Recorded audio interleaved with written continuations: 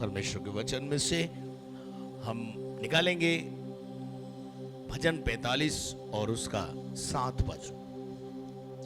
तूने धर्म से प्रीति और दुष्टता से बैर रखा है, दुष्टता से बैर किया है। इस कारण हाँ, परमेश्वर ने तेरे परमेश्वर ने तुझको तेरे साथियों से अधिक हर्ष के तेल से अभिषेक किया है। हर्ष के तेल से अभिषेक किया है। आमीन। कल भी हमने इस पर देखा, विचार किया, और परमेश्वर कैसे मनों को खोलता है। कल हमने देखा था कि परमेश्वर जो है वो परिस्थितियों को बदल देता है, किसी किसी परिस्थिति में हमें जाने देता है और फिर उस परिस्थिति से निकाल कर हमें अपलिफ्ट करता है। लेकिन हम उस परिस्थिति में जब जाते हैं तो उस परमेश्वर को भूल जाते हैं जो हमारी भलाई के लिए काम कर रहा होता है। आज सुबह मैं फिर एक और बार ये जो शब्द ना, तेरे परमेश्वर ने तुझको तेरे साथियों से, तेरे भाइयों से, तेरे बीच में रहने वाले लोगों से अधिक हर्ष के तेल से अभिषेक किया है। यानी एक डबल पोर्शन या कुछ अधिक मात्रा में कुछ देना है ना। जिससे हम बहुत ज्यादा प्यार करते हैं उसको थोड़ा ज्यादा दे देते हैं। घर में भी हो जाता है कभी कभी। माँ बाप भी ऐसा कर देते हैं कई बार, छुटके को कभी ज्यादा दे देते हैं, लड़की को चुपचाप से कुछ दे देते हैं। वो प्यार है। ऐसे ही परमेश्वर भी हमसे प्रेम करता है और हमें एक्स्ट्रा देता है। एक्स्ट्रा, आपको एक्स्ट्रा चाहिए तो संसार से अलग होना पड़ेगा, दुष्टता से बैर करना पड़ेगा, तभी मिलेगा। एक व्यक्तित्व को मैंने कहा था, मैं आपको और बताऊंगा कि ऐसे कौन सा व्यक्तित्व है। एक छोटा लड़का है जिसका नाम दाऊद है। पैदा तो घर में हो गया है,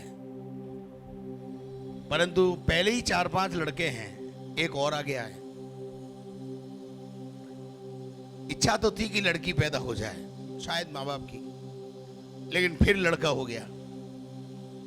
ऐसे ही कई बार क्या होता है, लड़कियां पैदा हो जाए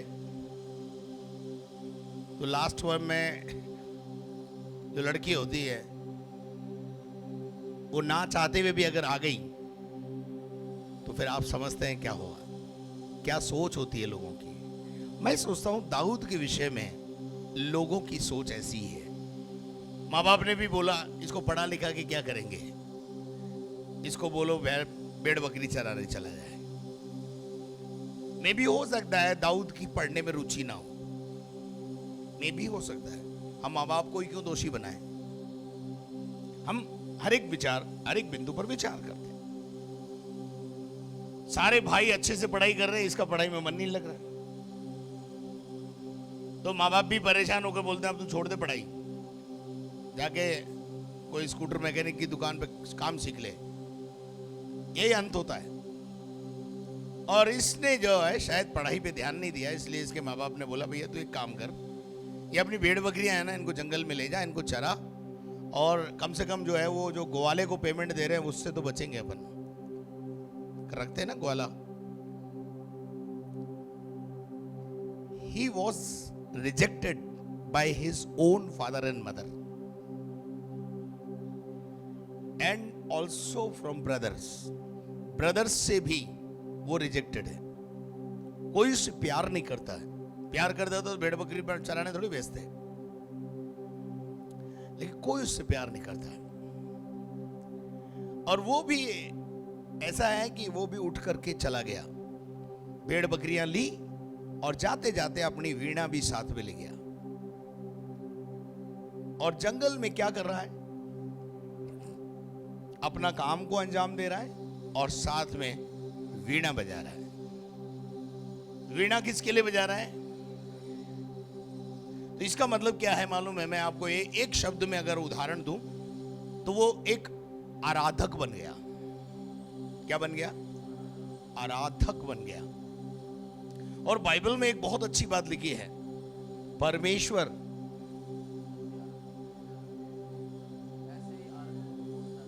ऐसे ही आराधकों को ढूंढ रहा है जो आत्मा और सच्चाई से उसका भजन करें। लिखा है ना यूहन्ना 4 के अंदर, परमेश्वर ऐसे आराधकों को ढूंढ रहा है जो आत्मा और सच्चाई से उसका भजन करें, उसकी आराधना करें। और खुदा को एक आराधक मिल गया, और वो भी कहां मिला? जंगल में। कभी कभी उसके माँ बाप उसको बुलाते हैं। एक दिन उसके माँ बाप ने उसको बुलाया और बोला, ये भाइयों को जो फौज में है, शाऊल राजा था और राजा की फौज में इसके बड़े भाई हैं, सब ऊंचे पदों पर हैं।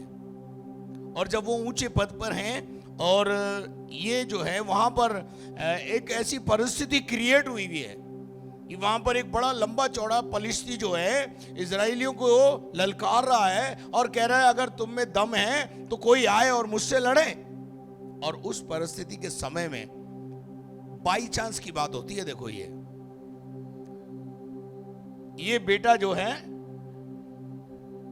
चला गया, लेकिन इससे पहले एक घटना हुई है जब वो परमेश्वर की दृष्टि में चढ़ गया था। मैं वहां आऊंगा पहले, फिर बाद में यहां आऊंगा। वो परमेश्वर की दृष्टि में चढ़ गया। कहां था? जंगल में। जंगल में भी अगर आप सच्ची आराधना करोगे तो खुदा की दृष्टि आप पर पड़ जाएगी।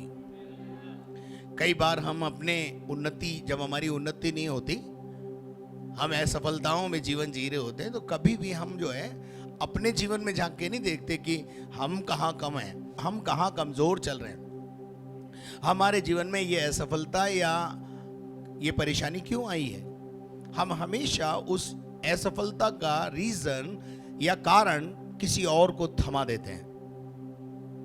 पत्नी अपने पति को थमा देती है, पति अपने पत्नी पे डाल देता है, जब से तेरे साथ शादी हुई है मेरे कर्म फूट गए हैं, है ना। घर में बहुत सारे बच्चे होते हैं जो अपने बड़े भाई बहनों पे इस आरोप को डाल देते हैं कि ये मम्मी पापा सारा कंसंट्रेट इस पे ही रखते हैं, ध्यान इसी पे रखते हैं, हम मेरे पे रखते नहीं हैं, इसलिए मेरे जीवन में असफलता है। लेकिन कभी भी देखिए, मैं आपको एक बात बता देता हूं, कोई भी दुनिया की कोई शक्ति आपकी उन्नति को रोक नहीं सकती है। लेकिन शर्त क्या है? आप खुदा की दृष्टि में चढ़े हुए होना चाहिए। खुदा अगर आपके साथ है, खुदा की दृष्टि आप पर पड़ गई है, नो वन, कोई भी आपकी उन्नति को रोक नहीं सकता। कोई नहीं रोक सकता, कोई आड़े नहीं आ सकता, क्योंकि यहोवा हमारे साथ है। और एक दिन परमेश्वर की दृष्टि में जब दाऊद चढ़ गया, तो दाऊद ने यिशै को परमेश्वर ने कहा, शमूएल को परमेश्वर ने कहा कि तुम यिशै के घर जाओ और वहां जाकर उसके एक बेटे को नेक्स्ट किंग होने के लिए अभिषेक कर दो, अगला राजा होने के लिए अभिषेक कर दो। और ये कुपी में तेल भरकर सींग में, उन दिनों में सींग में तेल भर के ले जाते थे, और सींग में तेल भरा अभिषेक करने के लिए। और राजाओं का अभिषेक ऐसे ही होता था, अभिषेक का तेल लेकर अभिषेक करने चला गया और यज्ञ हुआ। उसके बड़े भाई जो फौज में थे वो सब एक एक करके बुलाए गए। मैं बहुत संक्षिप्त में इस कहानी को, इस घटना को आपको बता रहा हूं, और देखते हैं हम कि परमेश्वर का वचन क्या कहता है। पहला शमूएल 16वां अध्याय और उसके 5 पद से आप पढ़ें। उसने कहा, हाँ, मैं मित्र भाव से आया हूँ। मैं तो मित्र भाव से आया हूँ और मैं यहोवा के लिए यज्ञ करने को आया हूँ। मैं खुदा के लिए यज्ञ करने को आया हूँ। तुम अपने अपने को पवित्र करके हाँ, मेरे साथ यज्ञ में आओ। आगे। तब उसने यिशेक और उसके पुत्रों को पवित्र करके यज्ञ में आने का न्योता दिया। आगे।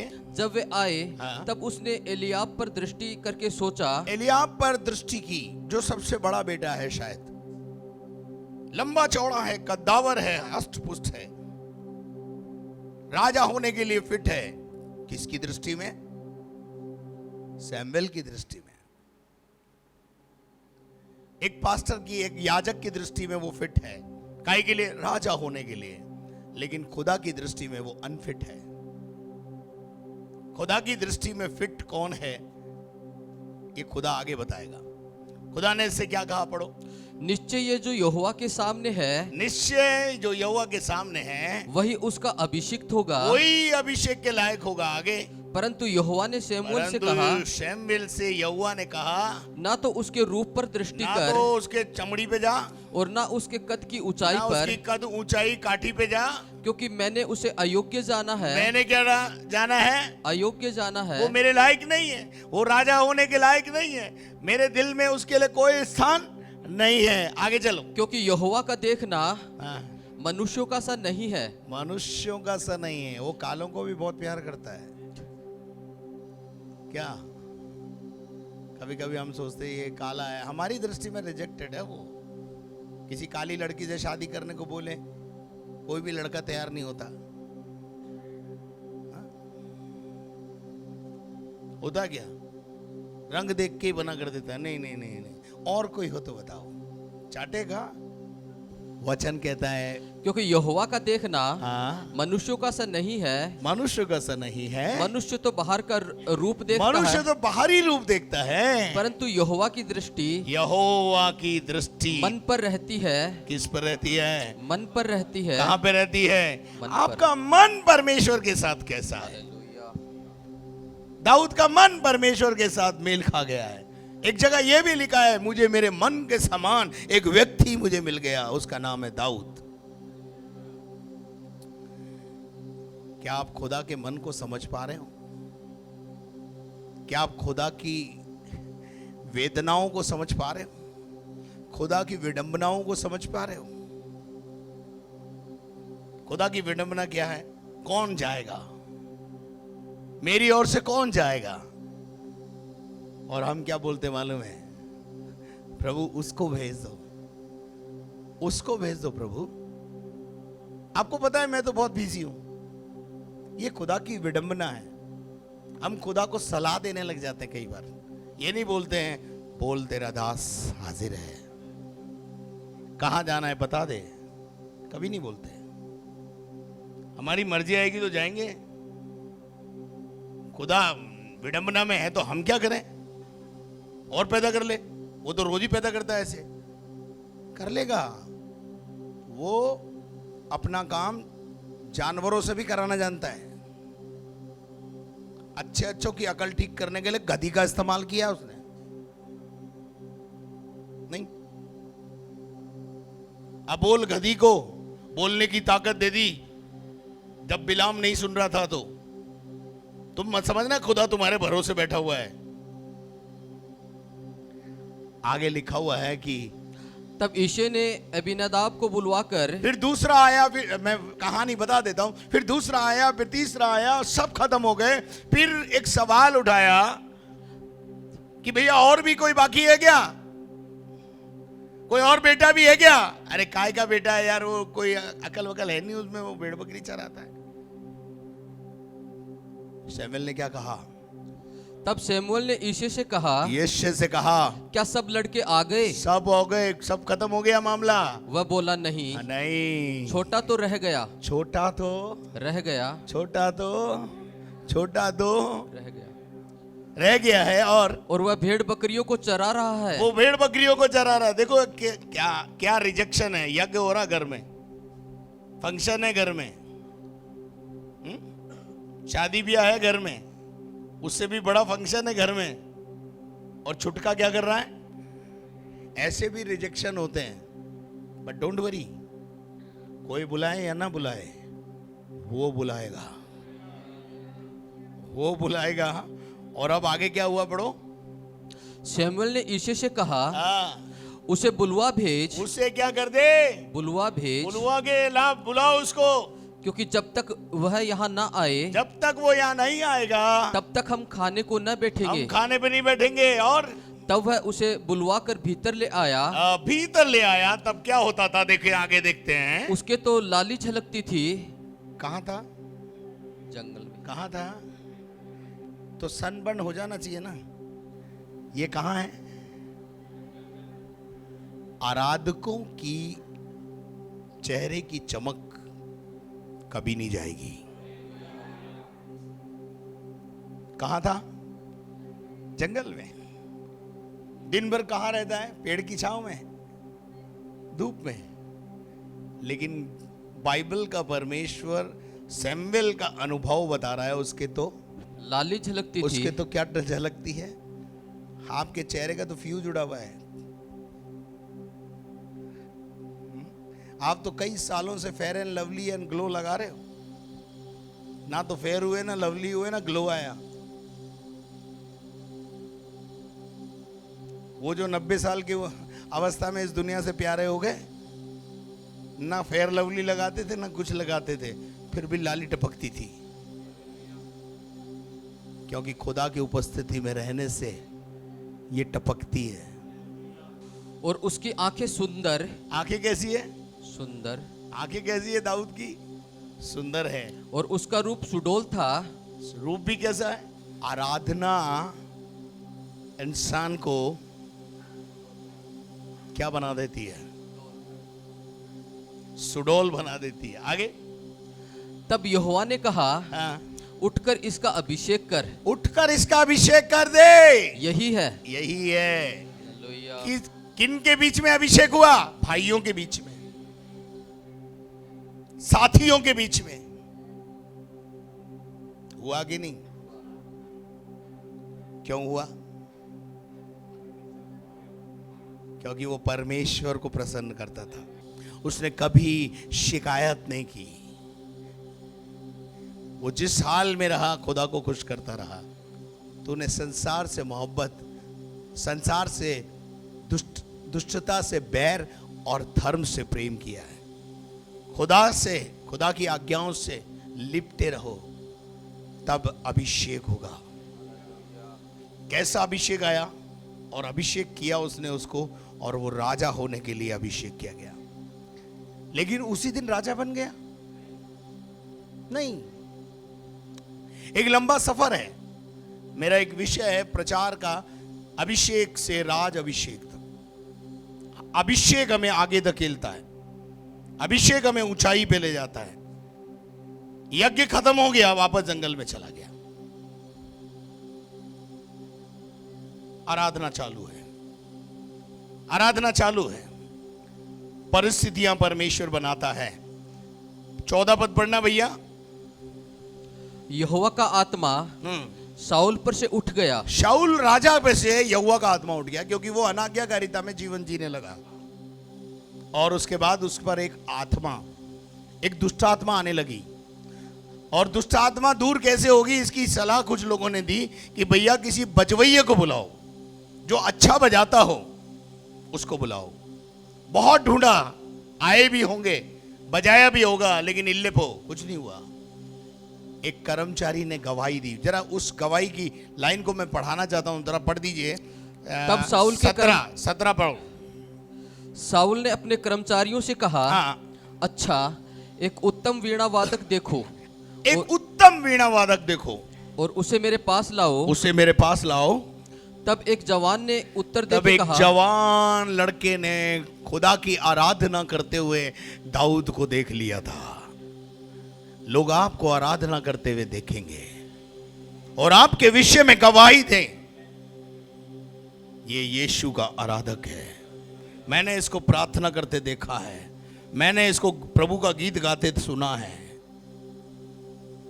मैंने इस घर में से जय जयकार की आवाज सुनी है, मैंने इस घर में से आराधना की सुगंध निकलते हुए देखी है, मैंने इस घर से प्रार्थनाओं का धुआं उठते हुए देखा है। ये गवाही होनी चाहिए आपके पड़ोसी की।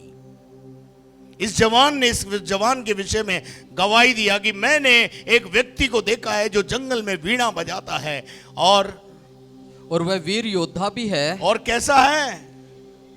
फिट है जवान के लिए, आगे जवान बनने के लायक है और बात करने में बुद्धिमान, सैनिक बनने के लायक है और बात करने में बुद्धिमान। और कैसा है? बात करने में बुद्धिमान। बात करने में कैसा है? बुद्धिमान। बुद्धिमान है और रूपवान भी है। और कैसा है? रूपवान। फिट है, फिट, महल के अंदर आने के लायक है। और यहोवा उसके साथ रहता है। ये सबसे बड़ी बात बोली उसने कि मैंने देखा है खुदा उसके साथ है। वो वीरता के काम करता है, वो शेर और भालू को फाड़ डालता है।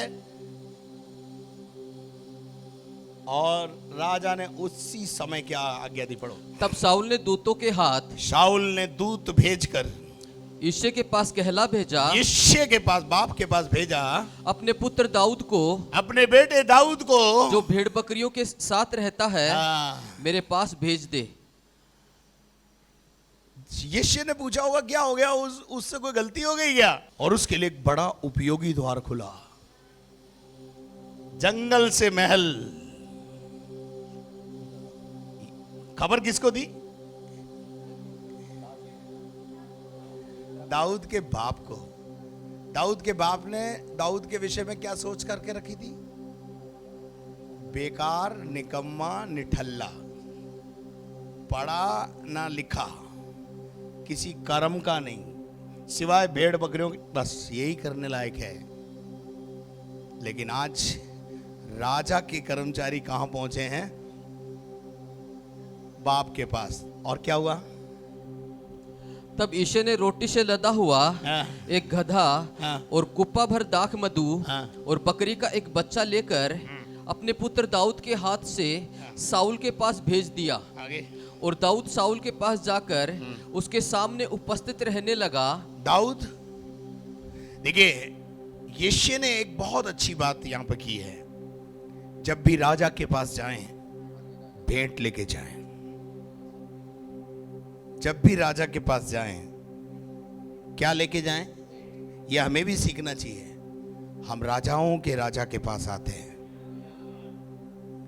क्या लेके आना है? अब इसलिए मैं बोलता हूं कि हर बाइबल की हर छठी आयत देने पर बात करती है। कर रही कि नहीं कर रही है? हर आयत में देने की बात है, लेकिन ज्यादा देने की बात करें तो लोग कुर्सी खाली कर देते। दाऊद को राजा के सामने पेश होना है तो क्या लेके पेश हुआ? भेंट लेकर पेश हुआ। इसलिए जब हम राजा के भवन में आते हैं, भेंट लेके आना है। क्या लेके आना है? भेंटे लेके आना है। खुदा के कलाम में भी, व्यवस्था में भी लिखा है, कोई भी मेरे भवन में जब मुझसे मिलने आए तो छूछे हाथ ना आए, परंतु अपनी श्रद्धा के अनुसार जो कुछ मैंने दिया है उसमें से कुछ लेकर आए। खुदा तुम्हारा मोहताज नहीं है, खुदा तुम्हारे भरोसे नहीं बैठा है। हाँ जी, आगे क्या लिखा है? और दाऊद शाऊल के पास जाकर उसके सामने उपस्थित रहने लगा। देखिए, अभिषेक क्या करता है? बंधन तोड़ता है। बोलो, बंधन तोड़ता है। अभिषेक रास्ते खोलता है। अगर अभिषेक नहीं होता दाऊद के पास, पहले तो दुष्ट आत्मा निकली। किसकी? वो भी राजा की। आप में से बहुत से लोग यहां पर हैं दुष्ट आत्मा से ग्रसित थे, नहीं तो यहां होते क्या? इन द बिगिनिंग में केवल खंजरी बजाता था, और उस खंजरी की सामर्थ्य में भी, आवाज में भी सामर्थ्य निकलती। वो है अभिषेक। तेरे भाइयों के बीच में मैं तुझे अभिषेक करूंगा, तेरे भाइयों के बीच में मैं तुझे ऊंचा करूंगा, तेरे लिए बड़े उपयोगी द्वारों को खोलूंगा जिसकी तूने कल्पना नहीं की, लेकिन तू संसार से अलग हो। मैं अगर संसार से अलग नहीं होता तो इतने बड़े उपयोगी द्वार मेरे लिए भी नहीं खुले होते जितने आज की तारीख में खुले हुए हैं। मुझे भारत के अंदर एक सफल पासवान के रूप में देखा जाता है।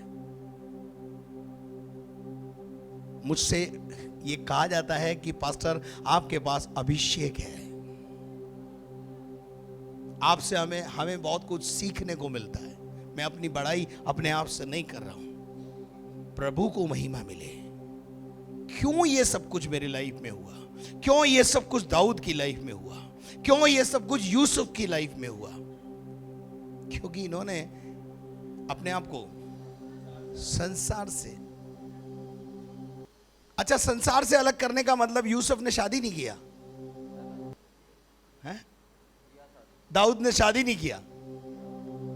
पारिवारिक जीवन जीने के लिए कहीं बाइबल में मना नहीं है। पारिवारिक जीवन जीते हुए परिवार समेत अलगाव का जीवन जीना हमें सीखना चाहिए।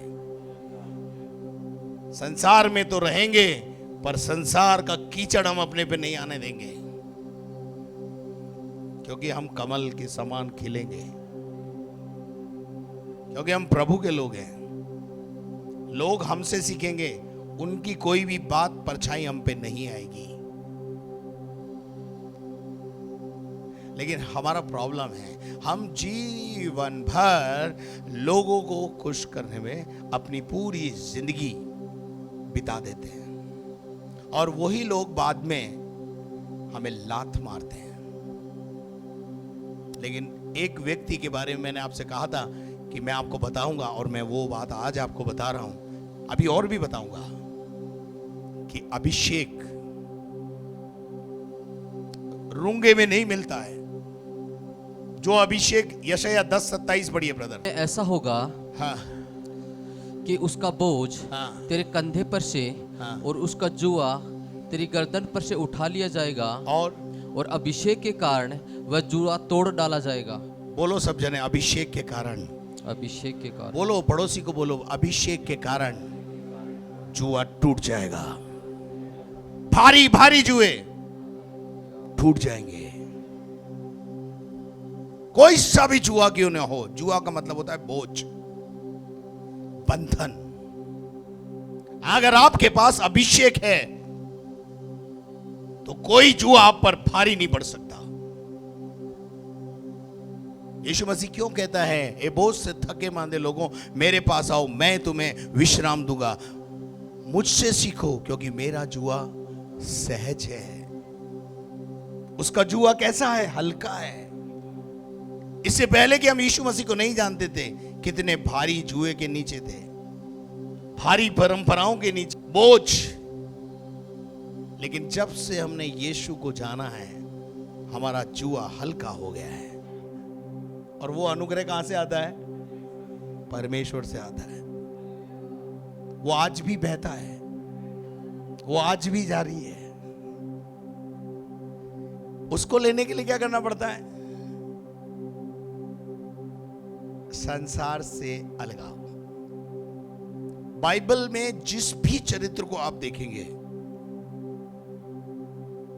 कहीं ना कहीं इब्रानियों के 11वें अध्याय को अगर आप पढ़ेंगे, वहां सारे विश्वास के योद्धाओं को, हीरोज को ला करके, हीरो हीरोइन को इकट्ठा कर दिया है, विश्वास के योद्धाओं को इकट्ठा किया है। और एक भी ऐसा नहीं है जिसने अलगाव नहीं जिया, अलगाव का जीवन नहीं जिया। अब्राहम, इसाक, याकूब, उसके बाद यूसुफ, चलते जाओ आगे। जिनके नाम वहां पर आप देखेंगे, मूसा, मिस्र के भंडार को ठोकर मार दी। पौलुस की 13 पत्रियां बाइबल में लिखी हैं, ऐसी ही नहीं लिखी हैं। 49 करोड़ रुपए का असामिता ठोकर मारा, संसार से अलग हुआ, तब आज हमारे लिए आशीष का कारण है। हम क्यों नहीं लोगों के लिए आशीष का मूल बन रहे हैं? बाइबल में लिखा है, परमेश्वर हमको आशीष नहीं देता, हमको आशीष का मूल बनाता है। मैं इस शहर के लिए आशीष का मूल हूं कि नहीं? बोलो, है? जब भी कोई प्रॉब्लम होती, रोज लोग मुझे पुकारते, मैं मूल हूं, तभी तो पुकारते हैं। खुदा हमें आशीष नहीं देता है, आशीष का मूल बनाता है। हमारे द्वारा आशीष फ्लो होती है, और जो हमें कोसेगा परमेश्वर उससे निमट लेगा, लेकिन जो हमें आशीष देगा वो आशीष पा जाएगा। इसलिए पादरी को कोसना बंद कर दो। उसको कोसने से आपको कुछ नहीं मिलने वाला है सिवाय श्राप और बर्बादी के। क्योंकि परमेश्वर कहता है जो तुझे कोसेगा, तेरे विरुद्ध में बोलेगा, उससे मैं निपटूंगा। खुदा निमट रहा है, मैं क्या करूं? खुदा निमट रहा है, मैं क्या करूंगा उसमें? मैं आशीष का मूल हूं, और जो मुझे आशीष देगा परमेश्वर उसको आशीष देगा। इसलिए अधीनता में रहो। पास्टर जी, हम आपकी अधीनता में हैं, हम आपके साथ हैं। हमारे लिए ब्लेसिंग बोलते रहो। मैं रोज सवेरे अपनी कलीसिया के लिए ब्लेसिंग बोलता हूं, अपने लोगों के लिए ब्लेसिंग बोलता हूं। अभिषेक जुए तोड़ देता है, और वो अभिषेक रूंगे में नहीं मिलता। उसको पाने के लिए पवित्र जीवन जीना पड़ता है। उसको पाने के लिए संसार से अपने आप को अलग करना पड़ता है। एक दिन यीशु मसीह शिमौन से झील के किनारे मिले। झील के किनारे मिलने के बाद क्या हुआ? उसकी नाव को इस्तेमाल किया, लेकिन जब उसको ब्लेसिंग देने का समय था तब उसे कहां ले गया? बोलो ना, कहां ले गया? गहरे में।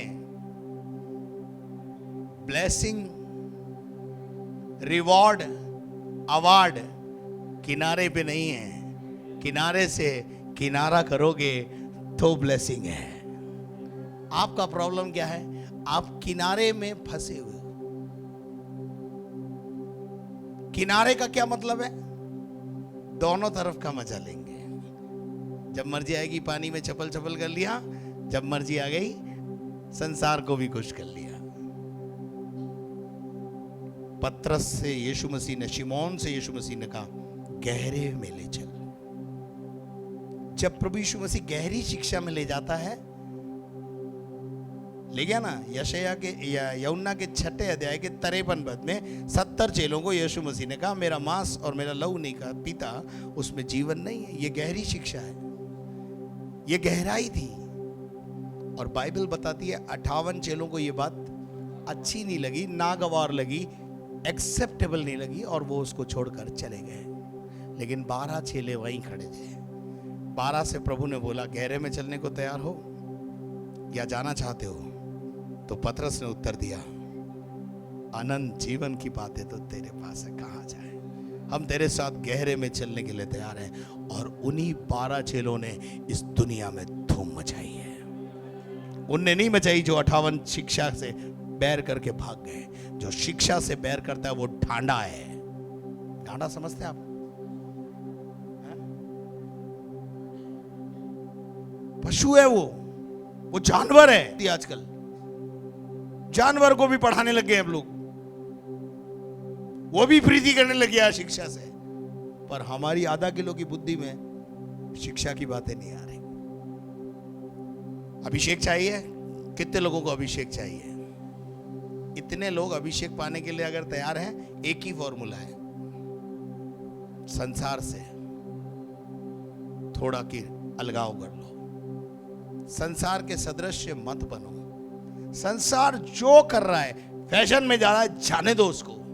आपको तन ढकने के लिए कपड़ा चाहिए, रोटी चाहिए, और कपड़ा और मकान चाहिए, वो खुदा आपको देगा। पर अमंडल कमंडल मत लगाओ अपने कानों में। इतने ढेर सारे कमंडल कर दिए इकट्ठे, पता नहीं चल रहा है कि ये कान प्रभु ने दिया क्यों।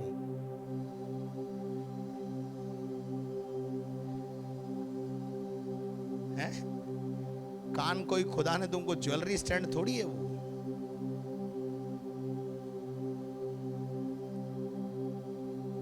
संसार से थोड़ा सा अलग हो जाओ, फिर अभिषेक आना शुरू होगा। और जब अभिषेक आएगा, जुए तोड़ता चला जाएगा, लोगों के बंधन तोड़ेगा, लोगों के काम आने लगोगे, लोगों के काम आने लायक व्यक्ति बन जाओगे। लोग तुम्हारे विषय में गवाही देने लगेंगे, यहोवा उसके साथ है, यहोवा उसके साथ है, परमेश्वर उसकी सुनता है, परमेश्वर उसकी सुनता है। मैं कई लोग जब मुझे टेलीफोन पे, मोबाइल पे बोलते हैं प्रार्थना करने के लिए, पास्टर प्रार्थना करो, प्रार्थना करो, प्रार्थना करो। क्यों बोलते हैं मुझे? क्यों बोलते पता ही ना, पागल हैं वो लोग।